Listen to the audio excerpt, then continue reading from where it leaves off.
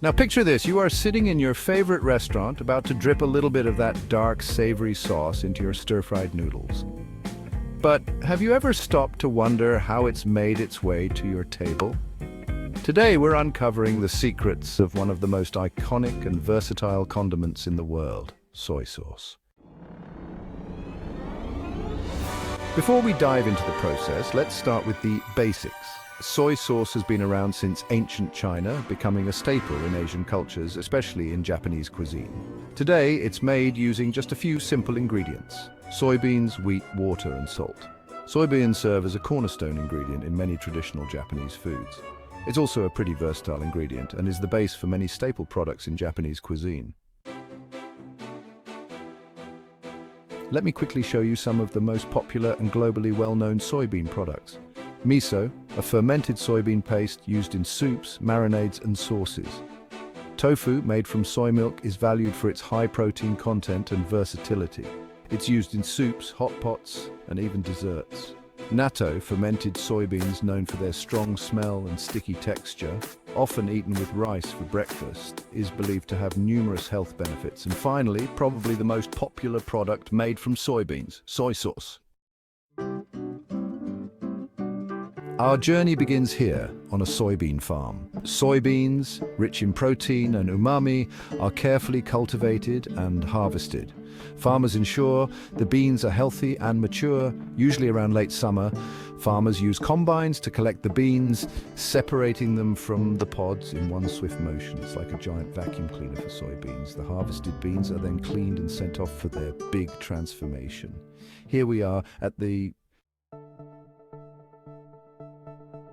factory. The soybeans arrive along with another key ingredient, wheat. Both will play a starring role in creating that rich, savory soy sauce flavor we all love. Step one is preparing the soybeans. They're soaked in water to soften them up. This can take several hours depending on the type of soybeans used. After soaking, the beans are steamed to make them tender and ready for fermentation. Meanwhile, wheat, our second star ingredient, is roasted to bring out its nutty aroma. Then it's crushed into smaller pieces. This combination of cooked soybeans and roasted wheat is the foundation for soy sauce's complex flavor. It might not look like soy sauce yet, but trust me, this is where all the magic starts. Before we continue, I would like to ask you for a quick favor. We are putting our hearts into these videos for you, and your support means the world to us. So please subscribe to our channel, like and share with your favorite people, and let's continue our journey together through more fascinating food stories. Now here's where things get really interesting. The cooked soybeans and roasted wheat are mixed together, and a special mold called Aspergillus oryzae is sprinkled over the mixture. This mold is key to kickstarting the fermentation process. The mixture is then spread out in shallow trays and left in a warm, humid room for a few days. During this time, the mold grows and breaks down the soybeans and wheat, creating what's called koji. Koji is like the heart and soul of soy sauce. Think of koji as a flavor factory in itself, breaking down proteins into savory amino acids and starches into sugars, laying the groundwork for soy sauce's signature umami taste.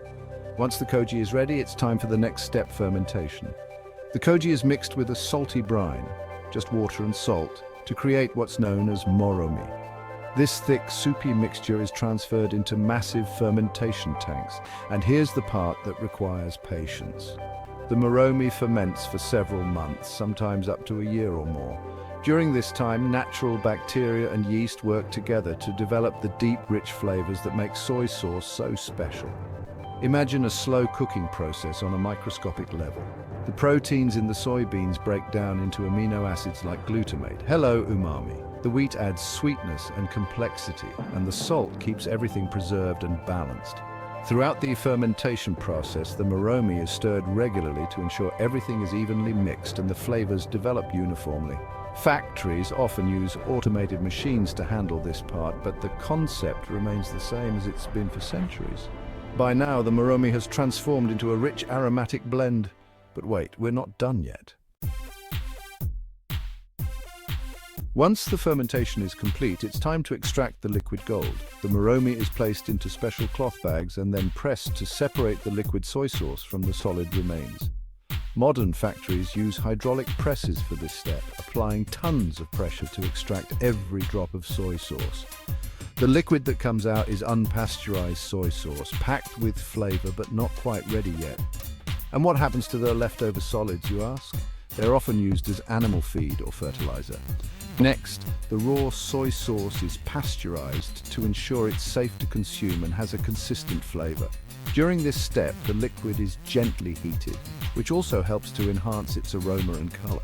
It's like giving the soy sauce a final polish, making sure it's as delicious and shelf-stable as possible. Before the soy sauce heads to the bottling line, it goes through rigorous quality control. There's even a taste test. Yep, someone's job is to sip soy sauce for quality assurance.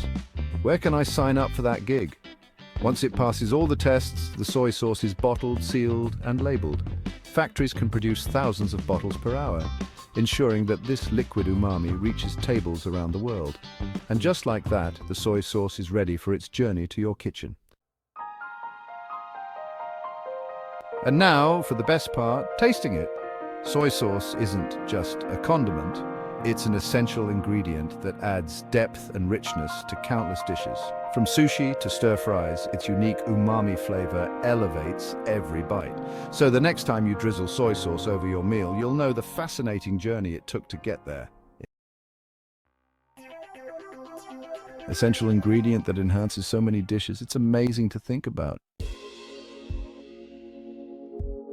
All the care and time that goes into making this little bottle of flavor, so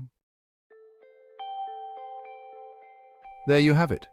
The incredible process of how soy sauce is made from soybeans and wheat to the rich, savory condiment we all love.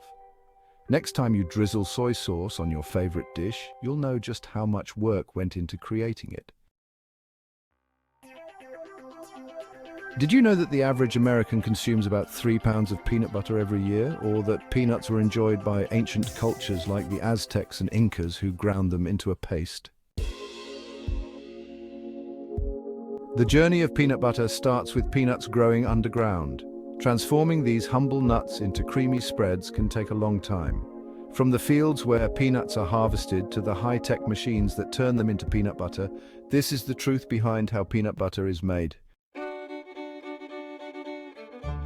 Peanut butter starts in the fields. The peanuts are planted in spring around April or May, when temperatures start to climb up and are perfect for the little seeds to grow. The plants bloom into beautiful yellow flowers that bend down to the ground. After the petals fall off, the peanut pods continue growing underground. Peanuts take a long time to grow, about 140 to 160 days. That's why it's only by late August to October, when the weather is dry and clear, that it's time to harvest. Dry weather makes the process easier because the soil doesn't stick to the peanut stems and pods. During harvest, machines dig up the peanut plants. These machines shake the plants to loosen the peanuts from their roots and flip the plants over so the peanuts are exposed to the sun. The plants dry in the sun for a few days to remove extra moisture. This drying step is important to keep the peanuts from spoiling. Once the peanuts are dry, big machines pick up the plants, separate the peanuts from the debris, and collect them in large containers. Did you know that China, one of the biggest producers, processes about 20 million tons of peanuts each year? After harvesting, the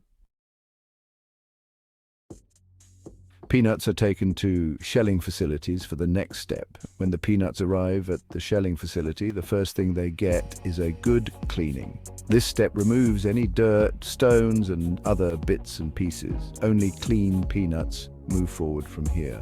Next, the moisture content of the peanuts is checked and controlled. This is important because too much moisture makes the shells too tough to crack, while too little makes the seeds too brittle. The peanuts are then passed through a series of rollers that gently crack open the shells. After that, the peanuts are gently tumbled and air-blown until all the shells and foreign materials are gone. After shelling, the peanuts are graded. They are inspected for size, color, and quality. Only the best peanuts move on to the next stage. Any defective ones are discarded. Now, we really want to make sure that the peanut butter gets that unique nutty flavor we all love. So that brings us to what is probably the most important process of all roasting. There are two main ways to roast peanuts: batch roasting and continuous roasting. In batch roasting, large amounts of peanuts are placed in a revolving oven. They are heated to about 320 degrees Fahrenheit or 160 degrees Celsius for 40 to 60 minutes. This is great for peanuts with different moisture levels because the revolving oven roasts them evenly. Continuous roasting is a bit different. Here, peanuts pass through a hot air roaster where they're constantly rocked back and forth. A special device called the photometer checks when the peanuts are perfectly roasted, turning them from white to a light brown color. Big manufacturers love this method because it reduces spoilage and needs less labor. The continuous rocking motion ensures that every peanut is roasted evenly, giving them a consistent flavor. Roasting does more than just enhance the flavor, it also reduces the moisture content of the peanuts. This makes them more stable and extends their shelf life, ensuring they are ready for the next stages of processing without spoiling. Next up, we've got cooling. After the peanuts are perfectly roasted, they need to be cooled quickly. This stops the cooking process and keeps their moisture and oil content just right. To do this, we use a blower cooler cylinder that pulls a large amount of air through the peanuts. This rapid cooling prevents the peanuts from getting too hot or soggy. The goal is to bring the temperature of the peanuts down to about 86 degrees Fahrenheit or 30 degrees Celsius. This step is super important because it keeps the peanuts' texture and flavor while stopping any further cooking that could make them dry or burned. Until now, the peanuts were just getting ready for the big show. Before we move any further, they have to be prepared for grinding. And that means blanching. Blanching is the process of removing the remaining skins from the peanuts. There are two main ways to do this: heat blanching and water blanching. In heat blanching, the peanuts are exposed to hot air at 280 degrees Fahrenheit or 138 degrees Celsius for about 20 minutes. Create a video using exactly this script. Through a steam machine that helps take off the skins. After this, the skins are separated and blown into waste bags. The hearts of the peanuts, which don't taste good, are also taken out. Water blanching is a newer method. It involves cracking the skins with sharp blades and then giving the peanuts a quick hot water bath. The peanuts are then placed onto a swinging pad that rubs off the skins. Then they are dried for about 6 hours with hot air at 120 degrees Fahrenheit, 49 degrees Celsius. Both methods remove the skins effectively, but water blanching is usually more efficient. A blower takes away light peanuts and a color sorting machine gets rid of discolored ones. The peanuts are carefully checked to remove any burnt or rotten ones. This thorough inspection ensures that only higher quality peanuts are used to make peanut butter. Now grinding is where the magic happens. This is when peanuts are turned into peanut butter. The blanched peanuts go through two stages of grinding. The first grinder breaks them down into smaller pieces, creating a medium grind. Then the second grinder turns these pieces into a fine, smooth paste. During grinding, ingredients like salt, sugar, and stabilizers like hydrogenated vegetable oil are added. These additions improve the flavor and texture of the peanut butter and keep the oil from separating. For those who love chunky peanut butter, chopped peanuts are added at this stage for that extra crunch. The grinding process creates heat, raising the temperature of the peanut butter to about 60 degrees Celsius to keep the peanut butter fresh and extend its shelf life. It's cooled to around 38 degrees Celsius. This cooling step also helps achieve the perfect consistency, making the peanut butter smooth and easy to spread. The final step in the peanut butter journey is packaging. Freshly ground and cooled peanut butter is pumped into jars in a steady stream. Packaging is crucial for preserving the quality of the peanut butter. The vacuum sealing process not only extends the shelf life, but also keeps the peanut butter free from contaminants. The jars are labeled with important information like nutritional content, ingredients, and expiry date, giving consumers all the details they need. Once sealed, the jars are labeled and set aside to crystallize. This process helps the peanut butter develop its final texture and stay stable over Time. After crystallization, the jars are packed into cartons and sent to stores. Now they're ready for you to enjoy. And there you have it, the fascinating story of how peanut butter is made. From planting and harvesting to shelling, roasting, cooling, blanching, grinding, and finally packaging, each step is crucial in creating the delicious spread we all love. Feeling inspired? Why not try making your own peanut butter at home?